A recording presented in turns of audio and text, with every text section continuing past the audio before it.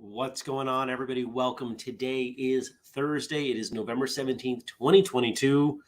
My name's Jeremy, and this is my first cup. I want to say good morning to Nathan, Mark, Brian, Zed, and all the rest of you, whether you're watching now or perhaps sometime into the future. Thank you for coming by. How are you? How was your Wednesday? What did you do? Did you train? Was there good stuff? Did you celebrate any wins that you want to share? I'd love to hear them. Good morning, Dennis. Good morning, Gad. Yeah, let's talk about the good stuff. What was the good stuff? What did you have going on? I know this is going to sound silly. Most of you know, or at least some of you know, that Wednesday is bookkeeping day. And it just went really well yesterday. And if you don't do bookkeeping, you might not understand what that means. But if you do, if you're responsible for managing the finances for, a rather detailed personal situation, car loans and all sorts of stuff, as well as multiple businesses, sometimes it's not easy. Sometimes it's like, okay, why isn't this doing? And it's not, what am I missing over here? And yesterday was just like, bing, bing, bing. Went well, had a great call with a client, did a ton of wonderful work, ran to the post office, great session with my new doctor. It went well. I'm pumped and looking forward to more of the same today. Dennis says he's making his first drive to the office in 9 days and the last one until a week after Thanksgiving. That's pretty cool. Yeah, Thanksgiving's in a week. How many of you have your Thanksgiving plans? I don't know. I know where I'm going. I just don't know when. I'm assuming we usually get there at like 11. We'll see. I don't know. One other, I don't know if I'm going to call it a win. It's not a win, but one other thing that I'll let you know. I'm taking a break from alcohol. I usually do that a couple times a year. I've not done it this year, but I thought after free training day, if I'm going to relax and decompress, I don't need that. I don't need that right now. I enjoy making a drink. I enjoy a glass of wine, but I don't need it all the time. And hitting that reset button once in a while is a good thing, just as I do in various dietary ways. We're going to talk about food and how it impacts endurance later on in the show. And we're also going to talk about today's new episode of Martial Arts Radio. Hope you're all caught up. If you're not caught up, that's okay. You can listen to them or watch them out of order. There's no reason you have to. Mark says, Thanksgiving, I'll wake up and eat. Wow, solid. Jenny says, good morning. Sorry I'm late. Facebook didn't want to give me the notification for the show. I had to go to the Whistlekick page. Oh, well, I'm here now. Well, you could also have Twitch. Just throwing that out there. Left Leg J says, good morning. I don't know if this is significant, but Twitch just showed me an ad before your live stream began. This is the first time I've seen an ad since I started watching on Twitch. Hopefully a good thing. It is a good thing. I hope it was not too disruptive. We're taking steps forward with Twitch. And because we made such a big deal out of this, I'm not going to lie or change anything. We got to our average of 3. So we are now officially Twitch affiliates. I don't know what that means yet. It means that there are ads. They may pay us. I don't really know all the details yet. But bottom line, guess what? They dangled another carrot. They made it sound like, okay, look, this is fine, but really you need to get to here. We're not going to worry about that because the numbers to get there are so much bigger than we've ever had for this show that if all of you watched on 2 different phones, we wouldn't get there. So I'm not going to sweat it. We're going to stay where we are now, and we're going to figure that out. If we happen to build a larger Twitch audience, then so be it. Maybe then we'll talk about it. Shibashi says, good morning. Hope all who attended training had a great time. I would say that's true. Gad says, weird. Twitch is faster than Facebook. Yes, it is. I heard what was said on Facebook later than on Twitch. Yep, the delay on Twitch seems to be about 3 seconds, if that's motivation for you. Jenny says she only drinks a couple times a year. Honestly, Thanksgiving, Christmas, and anniversary dinners. There might be a couple exceptions throughout the year.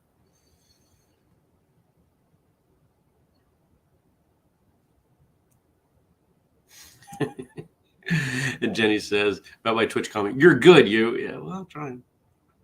All right. Like Jay says, that ad wasn't disruptive good.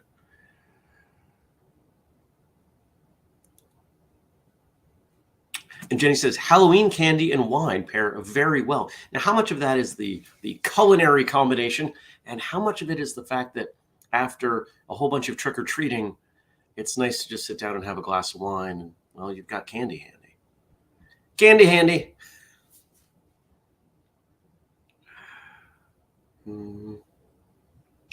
Gad says he's got a DeLorean tablet because he's watching on Twitch. He can see, or, yeah, Facebook. It would be Facebook. You can see into the past. Well, they're all technically in the past because none of them get there instantly. You're seeing what I did a few seconds ago. You know that Mitch Hedberg joke? Here's a picture of me when I was younger. Every picture of you is when you were younger. Here's a picture of me when I'm older. You son of a gun. Where'd you get that camera at? Mitch Hedberg.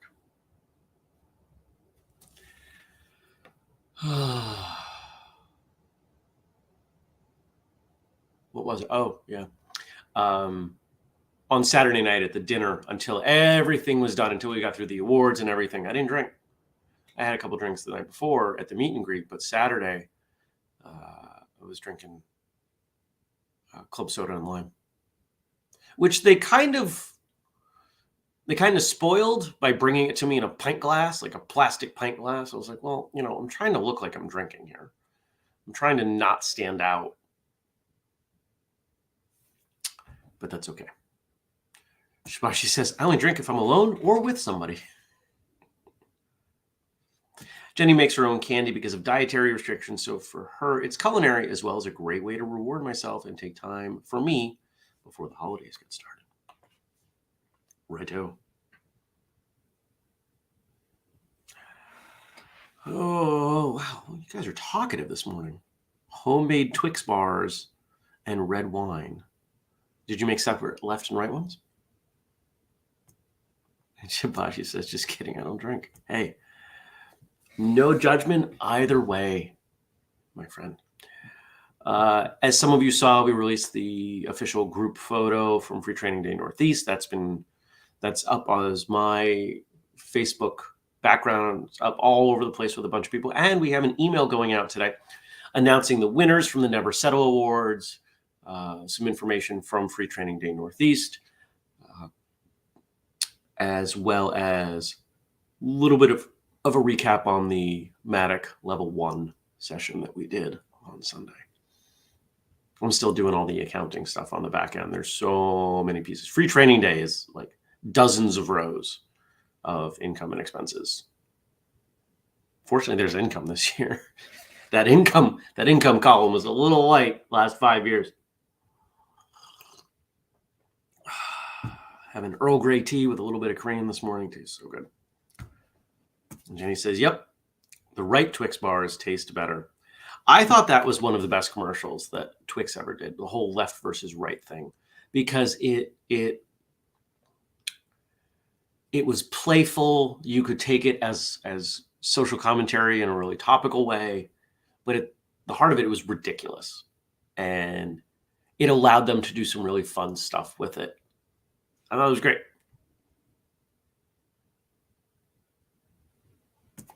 Oh, interesting. That's like Jay says, in terms of delay, at least in my experience, YouTube has the shortest delay, then Facebook, then Twitch. Well, I can say for me, I've definitely seen the shortest delay on Twitch. Not that I have much to compare to. And I'm assuming that everything I do here goes out to Twitch and then comes back. I'm assuming there's nothing that's being handed over from one computer to the other. I can't imagine that they would build that tech in. That's a lot for such a niche use case. Well, so we've got another episode. Today's episode is titled Why Martial Arts Instructors. No, we getting it wrong. Hold on, a couple words off. Martial arts instructors can be the worst self-defense teachers. Andrew and I talk about that. We talk about how these are two things that are very different, that have some overlap, but a lot of martial artists don't realize, because they were never taught, how different they can be and how different they need to be taught. We go, I don't want to say we go hard on this episode, but it's quite true. There are a lot of people who teach, oh, well, let's take this part out of your form and then this is your self-defense. That is applicable, but if that is the entirety of the curriculum, for example, no. Now, you might also think, well, Jeremy, doesn't this fly in the face of your episode a few weeks ago about the only bad, the what do we call it? The myth that bad self-defense puts you at risk, something like that. It doesn't, because I would still rather martial arts instructors teach a terrible self-defense curriculum than none. I would still rather they do something, and I would still rather a false sense of confidence than none, because it's confidence. It's only a false sense of confidence because due to some third-party observer. You don't know that information, so it still works in that way. But it doesn't mean we can't get better. It doesn't mean we can't improve. Everything we do, we can improve. The entirety of Free Training Day weekend went amazingly well. But there's still, Andrew and I had a bunch of stuff we wrote down that we're going to improve.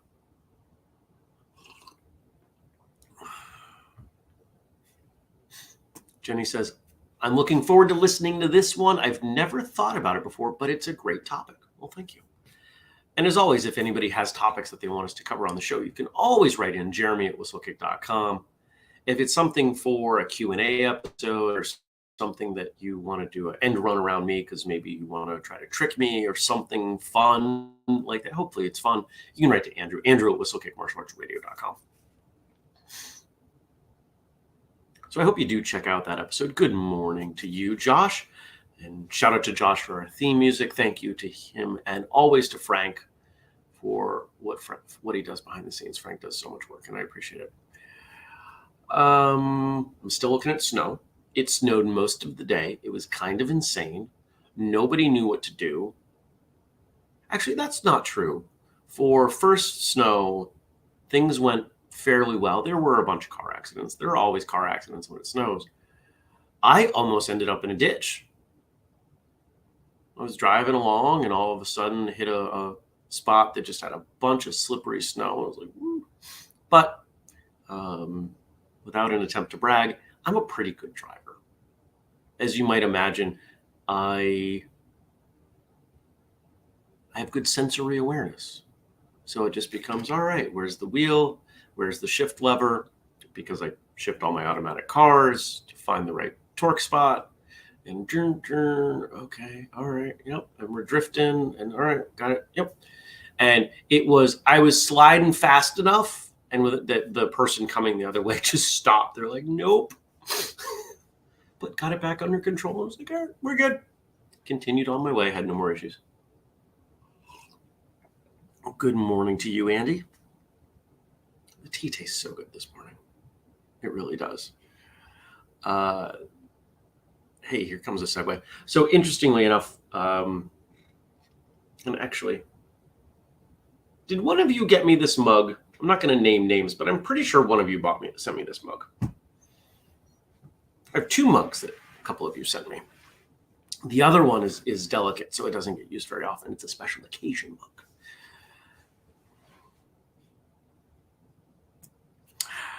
Gad says, good driving skills, also good self-protection or defense. Yeah, absolutely. And I don't think we so much go into that, but this idea that self-defense extends only to the prevention or mitigation of violence is utterly ridiculous.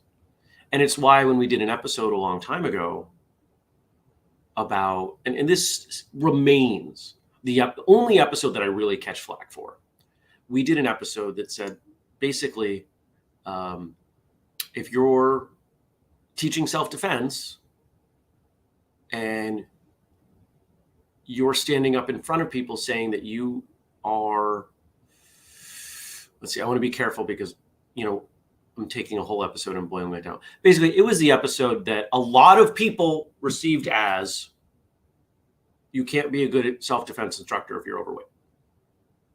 Not what I said. It's not what the episode says. But that is the episode. There's a section of it in Martial Artist Handbook. But bottom line, getting assaulted and being overweight are both less than ideal situations for you, right? Neither puts you in a good place. And I think there are a lot of things like that, right? If we truly thought of self-defense in a holistic way, we would talk about that. We would talk about sleep. We would talk about all the things we talk about on this show and more. Mark says he's over here on YouTube now. Facebook is being silly. Well, thank you to, I thought it was you. I was pretty sure it was you, but I also try not to name names just in case, but thank you for my mug. I don't use this one often on the show. I generally use Whistlekick mugs on the show, but in case you haven't seen it, do what you can with what you have where you are. Reason being, this is something I say often, do what you can with what you have. I changed the last line a little bit, where you're at, which probably isn't proper grammar.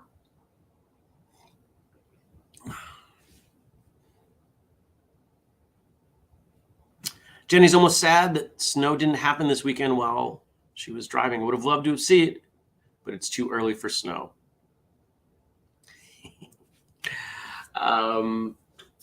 Here in Vermont, our snow tires remain. Most of us put our snow tires on sometime late October, early November, and get them off late March, early April. The only months we are guaranteed to not have snow are June, July, August, September. We can have a late snow, even a late frost in May. I had one year where I lost all my plant starts because I put them out the second week of May, and we had a hard frost. We had the latest frost I ever remember seeing this year. But from what I'm hearing, it's going to be a rough winter. So stay tuned. All right, everybody. Frank sent over some stuff about nutrition and endurance. And I think it's a great topic, and I'm glad that he sent it over. Here. I'm reading this as Frank. I saw some comments about people being exhausted from the weekend, and I, Frank, will be facing a busy holiday season at work, so I thought it would be a good time to talk about the nutrition of endurance. And the premise here, 10 superfoods for endurance athletes: oatmeal, cherries, kale, milk, bananas, chia seeds, walnuts, salt, sweet potatoes, wild salmon, whey, as in whey protein. So we can look at these in a couple different ways. We can look at them from the macronutrient values, the carbohydrate, the protein, the fat values. We can also look at them in a broader way with more micronutrient sort of stuff. Real quick, in terms of endurance, the typical approach to endurance athletes, and you see this in not so much marathons at the high level, but the place you really see it is high level mountain biking, or at least that I'm familiar with. Mountain biking and ultra running, meaning like beyond marathon distance. There are races that people run 100 kilometers or 100 miles. I've known people who do that. And the typical approach to that is you fuel with glucose, meaning sugar. And this is where people have those gels and other things. And the idea being that the glucose gets converted to glycogen. And once your glycogen stores are depleted, you tank, or the term that a lot of people use is bonk. Most of us have experienced that, even if we didn't know the term. It could be some period of time in, an hour in or something, and it could be more. And you're like, man, I got nothing. I have no energy. What's going on? And then folks will have those sugars, and those sugars are processed really quickly. And that can work. That is a way to handle it. But it's not the only way to handle it. And one of the reasons that there is a growing contingent in the endurance race world moving from being carb adapted to fat adapted is that there are two different approaches to it. One, you either have a body that responds better to carbohydrates, to sugars on the fly, or depending on the length of the effort, you can be in a ketogenic state. Now, forget what you think you know about keto, because frankly, most people that are keto, they're not. If you're not measuring your carbohydrates, you're not keto. Or if you didn't spend a bunch of time measuring your carbohydrates, you're not keto. Okay. In order to be in a ketogenic state, in order to be in ketosis, you have to, you're talking like, for most people, 30 grams of carbohydrates per day, and you can't have them all at once. Okay. But if you are in that state, your body responds better to fat. And I have found that I do pretty well, pretty deep into a day, starting with fat and not eating anything. And that's exactly what I did on Saturday. It is what I did much of Sunday. I woke up, I had my first cup on Saturday, which, by the way, I think those were the best numbers we've ever had. I believe I saw something from that from somewhere along the way. That was also the day that kicked us over on the Twitch numbers.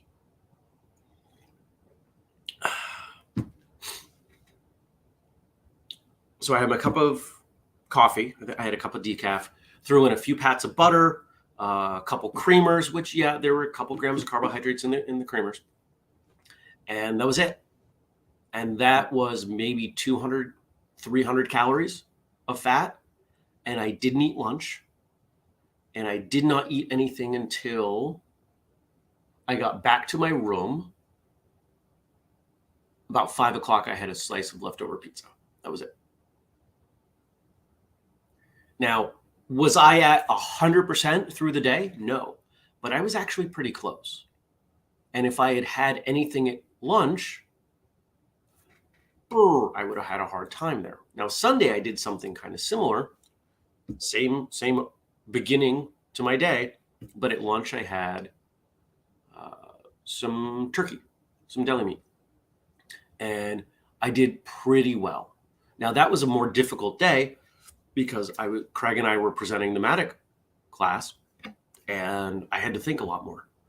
And there was a point in time, I remember it distinctly, where something needed to be rearranged, and it was a low priority topic, and I couldn't. It was mine, and I just couldn't do it. And I was like, we need to skip this. And it was fine. It wasn't a big deal, but my brain had a moment. And some of it related to lunch. And it could have also been I had a kombucha that probably had a little bit of sugar in it, and that might have been just enough. I don't remain in ketosis. So if we go back to this list of foods, they're on there for different reasons. Now, many of them are on there because they are great sources of energy. Cherries, bananas, they're sugar, but they are fructose. They're better than, I don't know, table sugar or something. Now you've got things like oatmeal, chia seeds, sweet potatoes for relatively low glycemic impact, meaning if you are, if you're someone who has to watch your blood sugar, typically diabetics, but there are people who monitor it for other reasons. Those things are, depending on the person, less likely to spike your blood sugar than a lot of other things. But there's a tremendous variance. If you are concerned about your A1C, the only way you're going to know is by testing. There have been studies that have shown a banana spikes blood sugar for some people more than a chocolate chip cookie. Kale's on there because it's got a bunch of stuff going on in there. There's the vitamins, but it's more than that. Chia seeds and walnuts for similar reasons. um, healthy fats. Here's one, if you can stand the texture, throw chia seeds in with your water. They end up looking kind of slimy, like little tadpoles. They're gross, but good stuff for you. Salmon's a great one. I try to stay away from farmed salmon because they generally add color to it. And whey, if you can tolerate dairy, is wonderful. So here's the key. Here's the thing that I think people overcomplicate things. How do you feel when you're on certain foods? How do you track that? You start keeping track. You have a journal. You write down what you eat. You write down how it makes you feel after, and then a couple hours after. You write down how you feel before you go to bed. Write down how you feel when you wake up in the morning. If you want to take it a step further, the final stages of digestion are one of the best ways to track back to how your body responds to what you're eating. I'm not going to be more detailed than that, but I think you know where I'm going. Jenny says, I have to avoid dairy products. Any idea if the coconut milk, almond milk, and other plant-based milk products can be a reasonable substitute? No, they're completely different. One thing you might try if you can find it, depends on the severity of your allergy, is unpasteurized milk.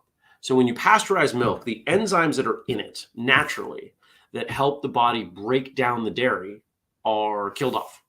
So instead of saying, hey, I'm going to drink this milk that also includes these enzymes that help me digest this milk, we're killing off the enzymes and saying, okay, body, it's all you.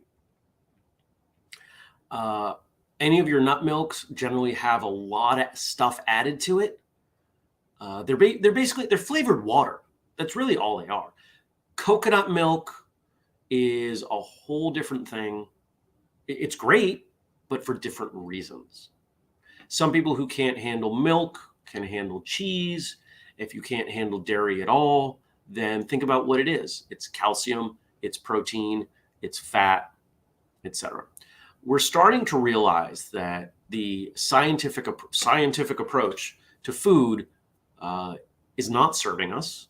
And really what we're looking at is how close to the natural forms of the food can you get? I won't call this a saying, but it's something I tell myself. If my strainer, my colander goes away, I'm not eating right. I should be washing food off. There should be fruits and vegetables that I'm washing off for most of my meals in the sink, or washing off eggs or something. And if I'm not doing that, it probably means I'm eating more packaged food than I should, or unbalanced meals. Jenny says, I feel the best when I focus on protein and fruits and veggies. Yes.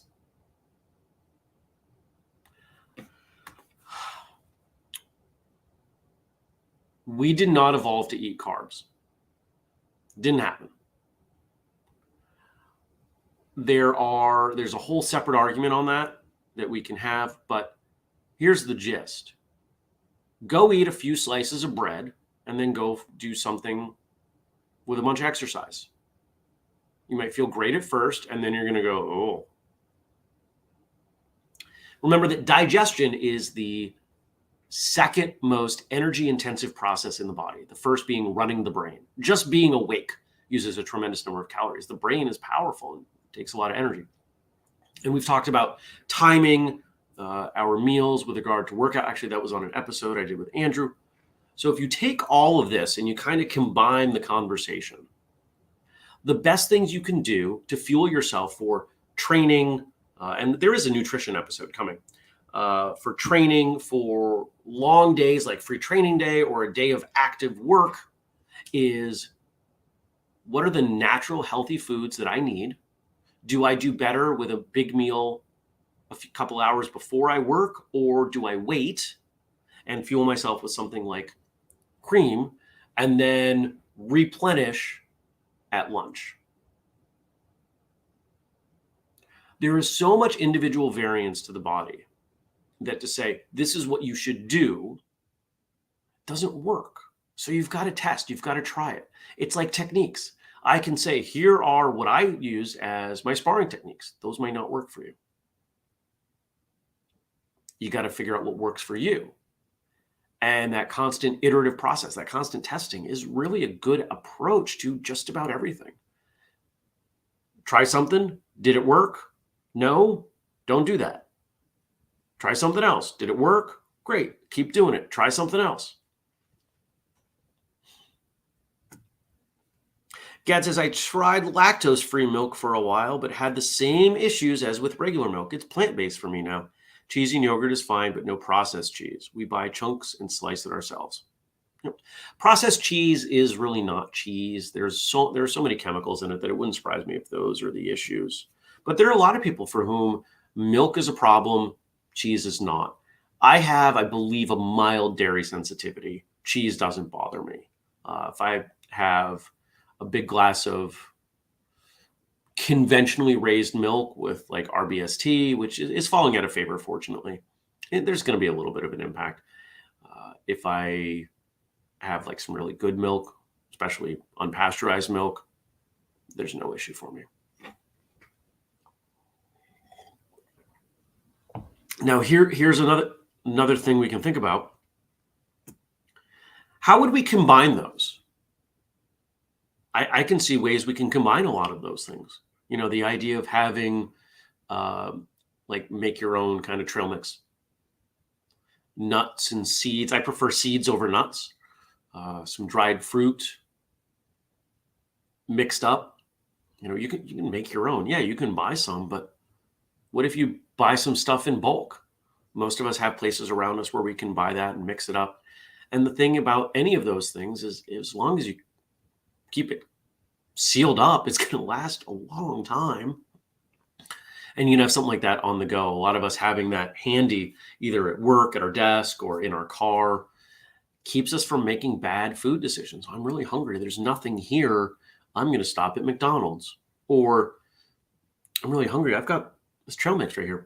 You know, I'll have a couple of handfuls of that. Call it good.